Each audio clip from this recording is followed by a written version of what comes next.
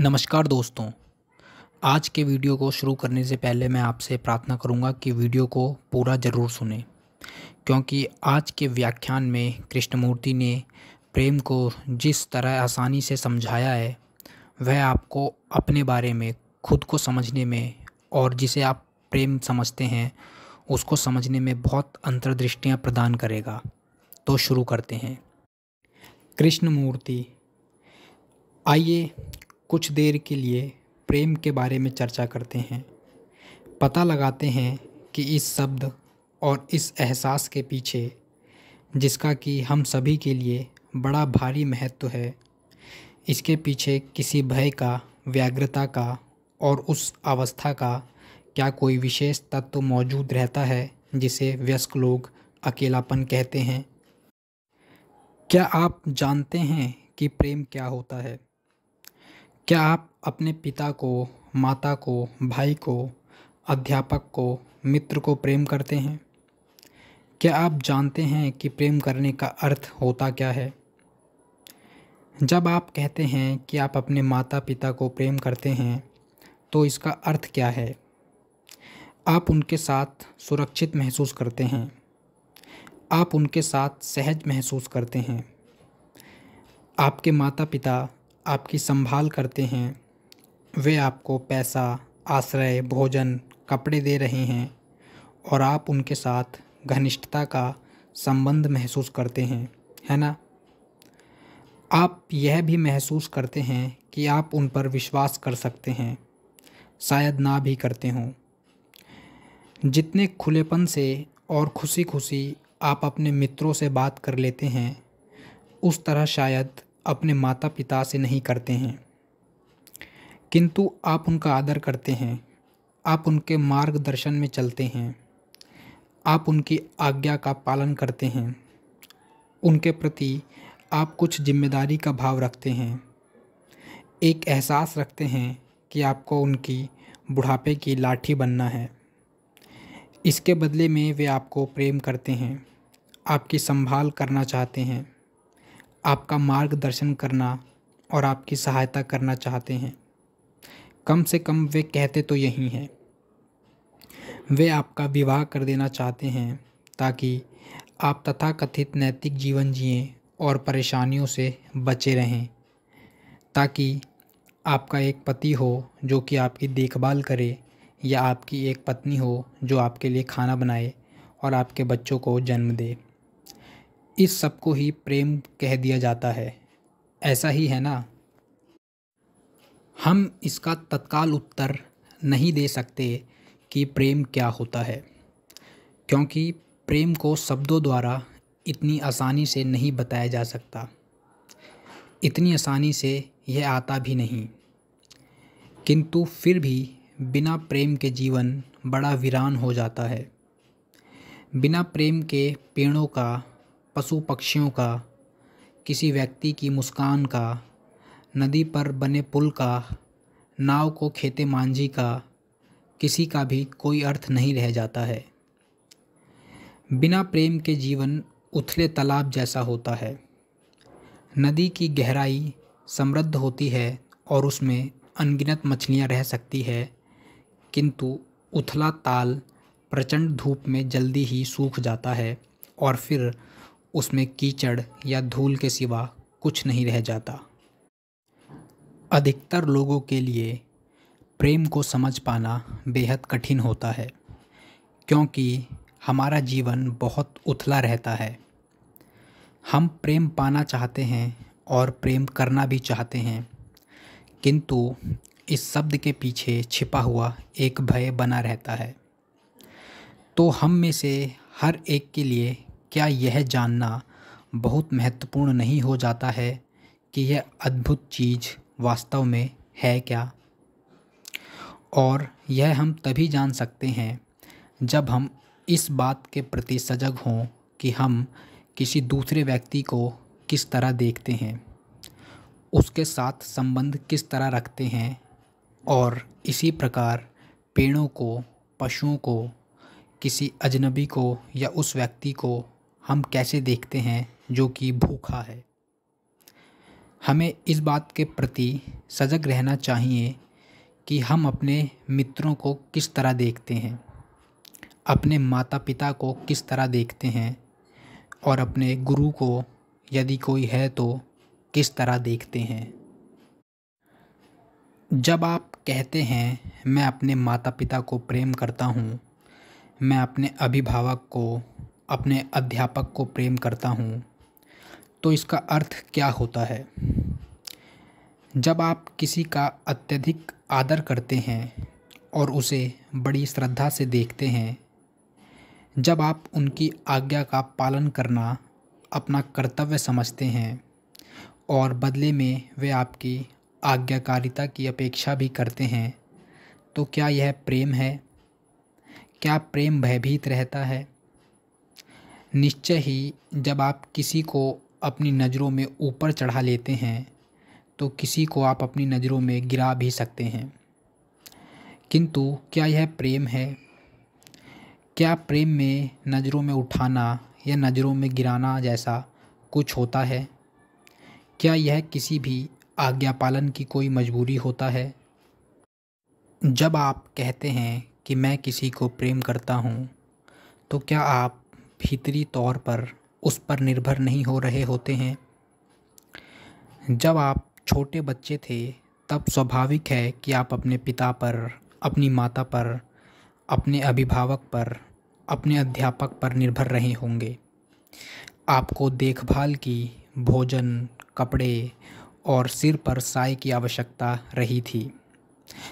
आपको सुरक्षा की और इस एहसास की आवश्यकता थी कि आपकी देखभाल करने वाला कोई है। किंतु आमतौर पर होता क्या है? वयस्क होने के बाद भी निर्भर रहने की हमारी यह प्रवृत्ति जारी रहती है। क्या आपने वयोवृद्ध लोगों में, अपने माता पिता व अध्यापकों में यह नहीं देखा है? बड़े हो जाने के बाद भी अधिकांश लोग किसी न किसी का पल्लू पकड़े रहते हैं और निर्भर रहना जारी रखते हैं। अपने आप को सुविधा और सुरक्षा का एहसास देते रहने के लिए किसी का सहारा लिए बिना वे अकेलापन महसूस करते हैं, खुद को खोया खोया महसूस करते हैं। किसी दूसरे पर रहने वाली इस निर्भरता को प्रेम कह दिया जाता है। किंतु यदि आप इसे ध्यान से देखें तो पाएंगे कि निर्भरता तो एक तरह का भय है, प्रेम नहीं है। अधिकांश लोग अकेले चलने से डरते हैं, वे खुद सोचने से डरते हैं, जीवन की गहराई में उतरने, उसे खोजने और उसका संपूर्ण अर्थ जानने से डरते हैं। इसलिए वे कहते हैं कि वे ईश्वर से प्रेम करते हैं और फिर वे उस पर निर्भर हो जाते हैं जिसे वे ईश्वर कह रहे होते हैं। किंतु वह ईश्वर नहीं होता, वह तो मन द्वारा गढ़ी गई कहानी होता है, ना कि ईश्वर, अज्ञात या अज्ञेय। किसी आदर्श या विश्वास के साथ भी हम ऐसा ही करते हैं। मैं किसी बात में विश्वास रखता हूँ या मैं किसी आदर्श को थामे हुए हूँ और इससे मुझे बड़ी राहत मिलती है। किंतु यदि उस आदर्श को, उस विश्वास को हटा दिया जाता है तो मैं स्वयं को खोया खोया और बेसहारा महसूस करता हूँ। यही बात गुरु के साथ भी लागू होती है। मैं निर्भर इसलिए होता हूँ क्योंकि मैं पाना चाहता हूँ, इसलिए मुझे भय सताता रहता है। यही बात वहाँ भी लागू होती है जब आप अपने माता पिता या अपने अध्यापक पर निर्भर हो जाते हैं। जब आप छोटे बच्चे थे तब तो आपका ऐसा करना सही भी था और स्वाभाविक भी। किंतु वयस्क हो जाने के बाद भी जब आप निर्भर रहना जारी रखते हैं, तब यह निर्भरता आपको स्वतंत्र रूप से सोचने और जीने के प्रति अक्षम बना देती है। जहाँ निर्भरता रहती है वहाँ भय रहता है और जहाँ भय रहता है वहाँ सत्ता रहती है, फिर वहाँ प्रेम के लिए कोई स्थान नहीं रहता। जब आपके माता पिता कहते हैं कि आपको आज्ञा माननी चाहिए, आपको निर्धारित परंपराओं का अनुपालन करना चाहिए, आपको आमुक नौकरी या आमुक रोजगार करना चाहिए, तब इस सब में प्रेम का अभाव हो जाता है। और ऐसे ही तब भी आपका हृदय प्रेम से शून्य हो जाता है जब आप समाज पर निर्भर करते हैं, इस अर्थ में कि आप समाज के ढांचे को यथावत स्वीकार कर लेते हैं बिना कोई सवाल उठाए। महत्वाकांक्षी लोग नहीं जानते कि प्रेम क्या होता है, और ऐसे ही महत्वाकांक्षी लोग हम पर राज करते हैं। तभी तो संसार में कोई सुख चैन नहीं है, और इसलिए यह महत्वपूर्ण हो जाता है कि जब आप वयस्क हो जाएं तो इस सब को देखें और समझें, और यदि संभव हो तो स्वयं खोजें कि प्रेम क्या होता है। हो सकता है आपके पास एक अच्छा पद हो, एक भव्य भवन हो, बेहतरीन बगीचा हो, कीमती कपड़े हों, आप प्रधानमंत्री बन सकते हों, किंतु बिना प्रेम के इनमें से किसी के भी कोई मायने नहीं हैं। अतः इसकी शुरुआत करने और यह पता लगाने का काम आपको अभी करना होगा कि वह क्या है जो आप अपने माता पिता के साथ, अपने अध्यापकों के साथ, अपने गुरु के साथ, अपने संबंधों में महसूस करते हैं। बुढ़ापे तक की प्रतीक्षा ना करें, क्योंकि तब आप यह नहीं कर पाएंगे।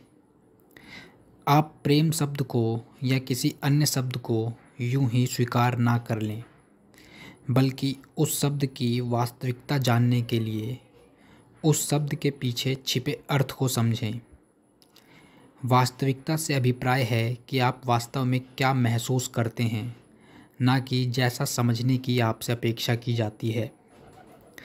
यदि आप वास्तव में डाह या आक्रोश महसूस करते हैं तो यह कहना मुझे ईर्ष्यालु नहीं होना चाहिए, मुझे क्रुद्ध नहीं होना चाहिए, तो बस इच्छा मात्र है। इसमें कोई वास्तविकता नहीं है। जिस बात का महत्व है वह है पूरी ईमानदारी से और पूरी स्पष्टता से ठीक वैसा ही देखना जैसा कि आप इस समय महसूस कर रहे हैं। किसी ऐसे आदर्श को बीच में लाए बिना कि आपको कैसा महसूस करना चाहिए या कभी महसूस करेंगे, क्योंकि तभी आप इस बारे में कुछ कर पाएंगे। किंतु यह कहने का कोई भी अर्थ नहीं है कि मुझे अपने माता पिता को प्रेम करना चाहिए, मुझे अपने अध्यापकों को प्रेम करना चाहिए, क्योंकि जो आप महसूस कर रहे हैं वह तो एक भिन्न अनुभूति है, और ये शब्द ऐसी ओट बन जाते हैं जिसके पीछे आप आड़ ले लेते हैं। इस प्रकार क्या शब्दों के स्वीकृत अर्थ से परे देखना समझ और प्रज्ञा की बात नहीं है? कर्तव्य, उत्तरदायित्व या जिम्मेदारी, ईश्वर, प्रेम शब्द ऐसे हैं जिन्होंने प्रचलित अर्थ ओढ़ लिए हैं, किंतु एक प्रज्ञावान व्यक्ति, सही मायनों में शिक्षित व्यक्ति इन शब्दों के प्रचलित अर्थों के पार देखता है। उदाहरण के लिए, यदि कोई आपसे कहे कि वह ईश्वर में विश्वास नहीं रखता है तो आप चकित हो उठेंगे, है ना? आप कहेंगे, हे भगवान, क्या कह रहे हो? क्योंकि आप तो ईश्वर में विश्वास रखते हैं, या कम से कम आप ऐसा मानते तो हैं ही। किंतु विश्वास और अविश्वास का कोई खास महत्व नहीं है। महत्व इस बात का है कि आप प्रेम शब्द के पीछे जाएं, यह देखने के लिए कि क्या आप अपने माता पिता को वास्तव में प्रेम करते हैं, और क्या आपके माता पिता आपको वास्तव में प्रेम करते हैं। निश्चय ही यदि आप और आपके माता पिता वास्तव में एक दूसरे को प्रेम करते होते तो यह संसार बिल्कुल भिन्न हुआ होता।